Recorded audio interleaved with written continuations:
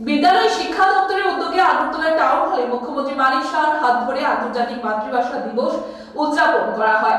এছাড়া উপস্থিত ছিলেন বাংলাদেশ সহকারী হাই কমিশনার আরিফ মোহাম্মদ, শিক্ষা দপ্তরের বিশেষ সচিব রেবেল হেমেন্দ্র কুমার ও শিক্ষা দপ্তরের অধিকর্তা এনসি শর্মা সহ তথ্য সংস্কৃতি দপ্তরের অধিকর্তা বিম্বিসার ভট্টাচার্য সহ অন্যান্যরা।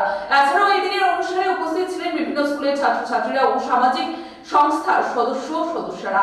এদিনের এই অনুষ্ঠানে 21টি মাতৃভাষার র্যাম্প শো অনুষ্ঠিত হয়। এই ঐতিহাসিক যে দিবস, সেই উপলক্ষে এখানে উপস্থিত থাকার জন্য সবাইকে আমি অভিনন্দন জানাচ্ছি। এখানে বিস্তারিত আলোচনা হয়েছে যে আন্তর্জাতিক মাতৃভাষা দিবস আমরা কেন পালন করি। আমরা সবাই জানি যে আজকের দিনে আমরা কিছু বলতে গেলে সত্যিকারের অর্থে আজকে রফিক, সালাম, আব্দুল জব্বার, সফিউল, বরকত সহ অন্যান্য